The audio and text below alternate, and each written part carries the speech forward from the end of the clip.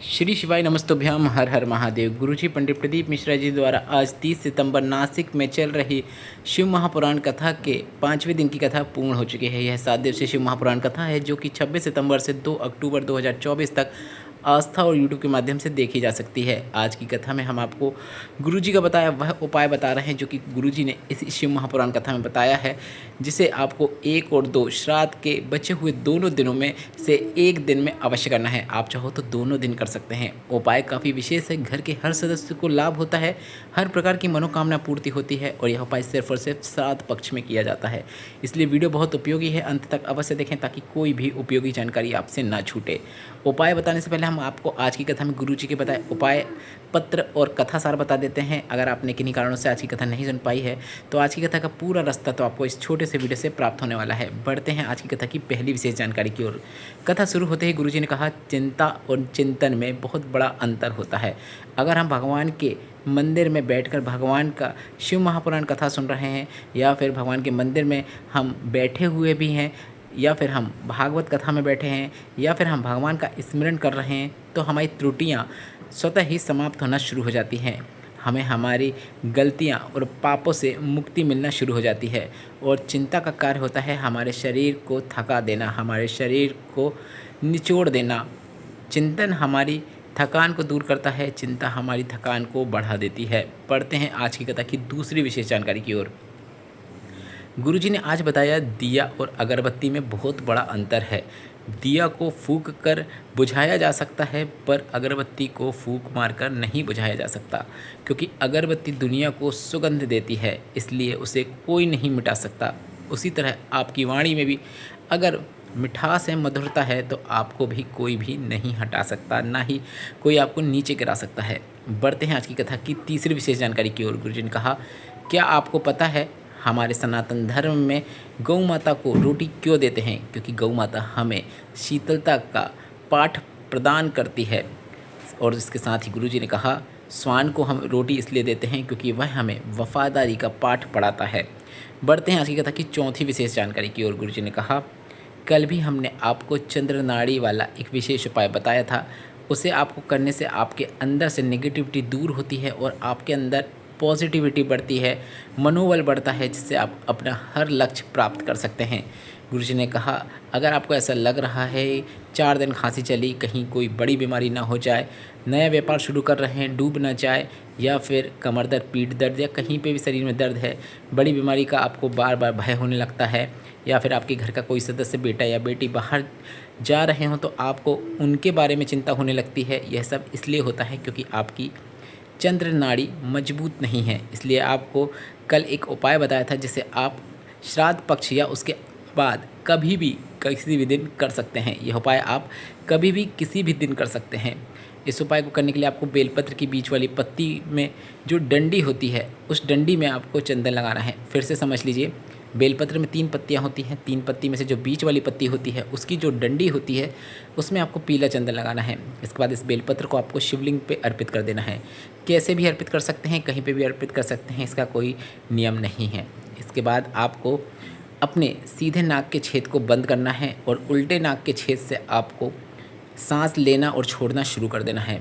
ऐसा आपको 1 से 1.5 मिनट तक करना है। इस प्रकार से अगर हम चंद्र नाड़ी को अपनी मजबूत करते हैं तो हम 10 से 15 दिनों में देखते हैं कि नेगेटिविटी दूर होना शुरू हो जाती है और आपके अंदर एक पॉजिटिविटी देखने को मिलती है। यह उपाय आप अवश्य कीजिएगा, आपको अपने जीवन में एक अलग ही ऊर्जा देखने को मिलेगी। बढ़ते हैं आज की कथा की 5वीं विशेष जानकारी की ओर। दिव्या जी पत्र लेकर आएँ जिसमें उन्होंने लिखा, मेरा बेटा जब से जन्म लिया उसे बचपन से खून चढ़ता था। 15 दिन में उसे खून की आवश्यकता होती थी। उसके प्लेटलेट्स बहुत कम थे। कुछ समझ में नहीं आता था क्या करें। 2019 में आपकी कथा सुनी। 1 लोटा जल शिवलिंग पर चढ़ाना शुरू किया। 1 लोटा जल शिवलिंग पर चढ़ाते, थोड़ा सा औषधि रूप में प्राप्त कर लेते, बेलपत्र प्राप्त कर लेते और बेटे को दे देते। आज मेरा बेटा ठीक हो गया है। 2 साल से उसे खून चढ़ाने की आवश्यकता नहीं लगी है। उसी का आभार व्यक्त करने हम कथा पंडाल में आए हैं। बढ़ते हैं आज की कथा की 6वीं विशेष जानकारी की ओर।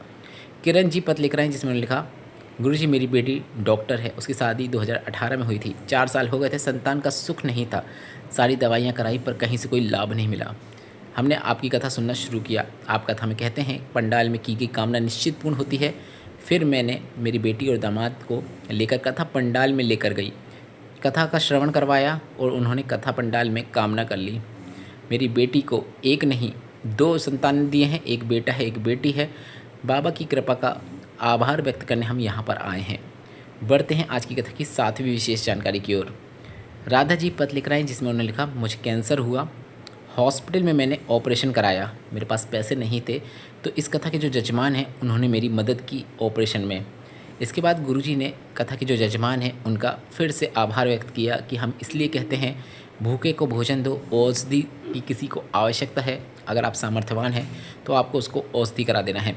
पत्र में आगे लिखा, पर ऑपरेशन के कुछ दिनों बाद फिर से मेरी बीमारी फैलने लगी, मेरा रोग बढ़ने लगा। इसके बाद डॉक्टर ने बताया कि आपका कीमो होगा और शरीर भी बहुत कमज़ोर हो गया था। मुझे समझ में नहीं आ रहा था क्या करें। हमने मंदिर जाना शुरू किया, शिवलिंग पर जल चढ़ाना शुरू किया, शिवलिंग पर चढ़े हुए जल का आचमन करना शुरू किया। ऐसा लगातार हमने 6 माह तक किया। 6 माह तक ऐसा करने के बाद जब हम डॉक्टर के पास गए तो डॉक्टर ने कहा अब आपको दवाइयों की आवश्यकता नहीं है, आप पूरी तरीके से ठीक हो गए हैं। उसी का आभार व्यक्त करने हम कथा पंडाल में आए हैं। बढ़ते हैं आज की कथा की 8वीं और अंतिम जानकारी की ओर। गुरुजी पंडित प्रदीप मिश्रा जी ने श्राद्ध पक्ष का ऐसा मनोकामना पूर्ति उपाय बताया है जिसे आपको श्राद्ध के इस बचे हुए 2 दिन मतलब 1 और 2 अक्टूबर को करना ही है। यह काफ़ी अच्छा मनोकामना पूर्ति उपाय तो है ही, साथ ही साथ यह एक ऐसा उपाय है जिसे आप अपने व्यापार वृद्धि, नौकरी प्राप्ति, इंटरव्यू या एग्ज़ाम में सफलता प्राप्त करने के लिए भी कर सकते हैं। गुरुजी ने कहा है आप अगर नौकरी में आगे बढ़ना चाहते हैं या फिर व्यापार आगे बढ़ाना चाहते हैं, हर क्षेत्र में आपको कर्म करने की तो आवश्यकता होगी ही। आपको 4 गुना अधिक प्रयत्न करना है, 4 गुना अधिक मेहनत करना है। इसके साथ ही साथ आपको इस श्राद्ध पक्ष में सरल और आसान उपाय करना है।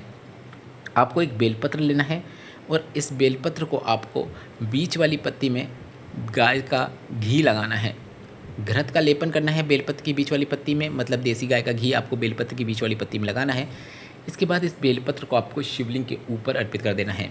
बेलपत्र को शिवलिंग के ऊपर इस प्रकार से अर्पित करना है कि बेलपत्र की डंडी जलाधारी की ओर हो। गुरुजी ने कहा साल भर जब हम नौकरी व्यापार के लिए बेलपत्र को शिवलिंग पर अर्पित करते हैं तो उसमें हम शहद लगाते हैं और उस बेलपत्र को शिवलिंग पर चिपकाते हुए एग्ज़ाम के लिए निकलते हैं या फिर जिस व्यापार को आगे बढ़ाना चाहते हैं उसके लिए निकलते हैं। पर आप श्राद्ध पक्ष में बेलपत्र की बीच वाली पत्ती में घी लगाएं और इस बेलपत्र को शिवलिंग के ऊपर अर्पित कर दें, बेलपत्र की डंडी जलाधारी की ओर हो। इस प्रकार से अगर आप उपाय करते हैं तो आपकी हर मनोकामना अगली श्राद्ध पक्ष आने से पहले पूर्ण हो जाती है। आपको महादेव के साथ साथ पितरों का भी आशीर्वाद प्राप्त होता है। इस वीडियो में बताया गया उपाय से संबंधित कोई प्रश्न है तो आप प्रश्न कमेंट बॉक्स के जरिए पूछ सकते हैं।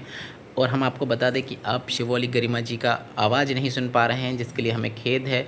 उन्हें पुत्र हुआ है जिस कारण वह अभी वीडियो नहीं बना पा रही हैं। जैसे ही वह स्वस्थ होकर वापस लौटेंगी, वापस आपको उनकी आवाज़ सुनने को मिलेगी।